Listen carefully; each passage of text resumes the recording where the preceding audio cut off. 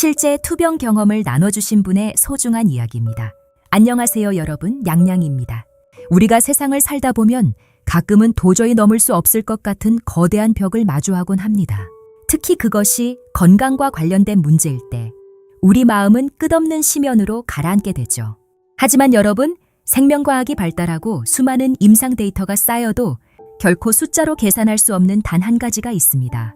바로 사람의 살고자 하는 의지, 그리고 사랑입니다.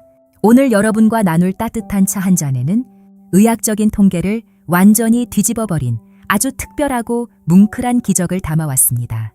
바다 건너 미국에서 도착한 사연입니다. 눈을 감고 그녀의 목소리에 한번 귀 기울여 보세요.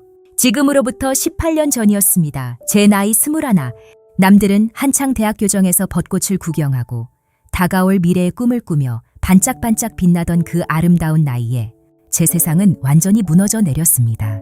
몸이 좋지 않아 찾아간 병원에서 저는 복막 중피종이라는 아주 낯설고도 무서운 희귀암 진단을 받았습니다. 믿을 수 없었어요. 제 품에는 이제 막 세상의 빛을 본 천사 같은 핏덩이 아들이 있었거든요. 이 작은 아이의 천이 제 가슴에 이렇게 따뜻하게 닿아 있는데 의사 선생님은 제게 너무도 잔인한 말을 건넸습니다.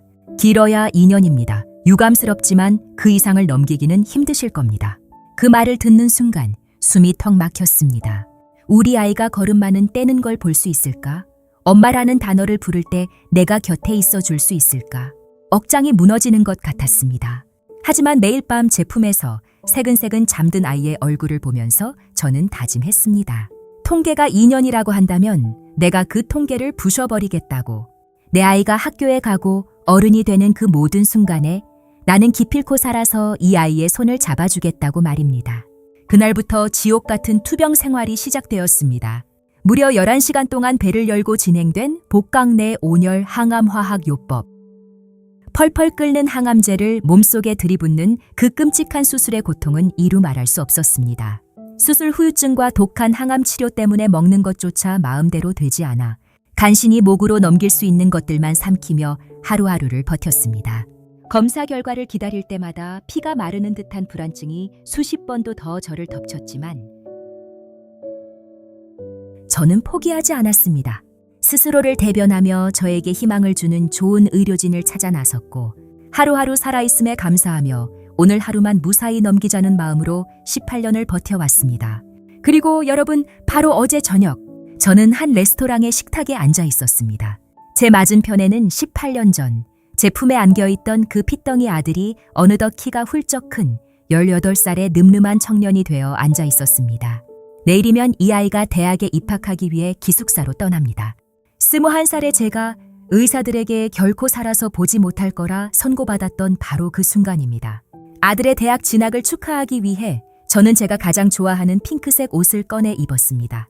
카메라를 들이밀자 사춘기 아들 녀석은 멋쩍은 듯 굳은 표정을 지었지만 제가 3번이나 활짝 웃으라고 채근하자 결국 세상에서 가장 다정한 미소를 지어 보였습니다. 저는 2년을 넘기지 못할 거라던 그 시한부 선고를 지나 18년이 지난 지금 이 자리에 있습니다. 그저 숨만 쉬고 있는 것이 아니라 삶을 벅차게 사랑하고 기적을 믿으며 하루하루 저만의 목적을 가지고 아름답게 살아가고 있습니다. 지금 이 시간에도 막 진단을 받고 두려움에 떨고 계신 분들, 혹은 기약 없는 치료의 터널을 걷고 계신 분들, 제가 여러분의 마음을 압니다. 여러분이 품고 있는 그 조용한 두려움과 보이지 않는 희망의 끈을 저는 너무나 잘 압니다. 여러분은 혼자가 아닙니다. 저를 보세요. 살아남는다는 기적은 분명히 존재합니다. 여러분의 삶에도 앞으로 더 많은 가족과의 저녁 식사가, 더 많은 기념일이, 그리고 수많은 내일이 기다리고 있기를 진심으로 기도합니다. 사연을 읽는 내내 저도 모르게 눈시울이 붉어졌네요. 커뮤니티 게시판에 올라왔던 이 글에는 무려 1,500개가 넘는 좋아요와 함께 암투병 중인 전 세계의 수많은 사람들이 위로와 용기를 얻었다는 댓글이 쏟아졌습니다. 이건 단순한 우연이나 기적이 아닙니다. 인체의 신비를 연구하는 학문 중에 정신신경면역학이라는 분야가 있습니다. 우리의 마음과 뇌의 상태가 실제 신경계를 거쳐 면역세포의 활동에 얼마나 절대적인 영향을 미치는지를 연구하는 학문이죠. 사연자 B님이 18년 전 아이의 얼굴을 보며 반드시 살아야겠다고 다짐했던 그 강력한 의지와 긍정적인 감정. 그것은 뇌에서 엔돌핀과 세로토닌 같은 긍정적인 호르몬을 뿜어내게 합니다. 이 호르몬들은 스트레스를 받을 때 분비되는 코르티솔 수치를 뚝 떨어뜨리고 결과적으로 우리 몸속에서 암세포와 싸우는 최전선 부대인 자연살해세포 NK셀의 공격력을 비약적으로 끌어올립니다. 11시간의 대수술과 혹독한 항암 치료를 견뎌낸 B님의 육체적인 인내도 대단하지만 나의 아이의 성장을 지켜보겠다는 그 숭고한 사랑과 의지가 세포 단위에서부터 암을 이겨내는 가장 강력한 천연 항암제로 작용했을 거라고 저는 확신합니다.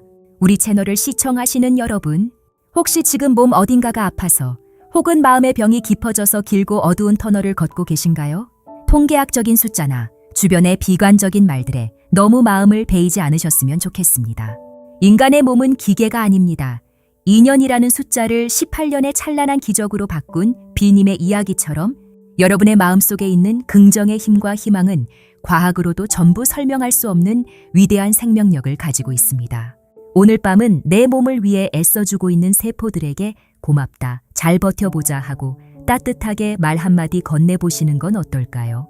불안한 마음은 따뜻한 차 한 잔에 녹여내시고 18년 뒤에 기적을 만든 저 사연 속 엄마의 미소처럼 편안한 하루 보내시길 바랍니다.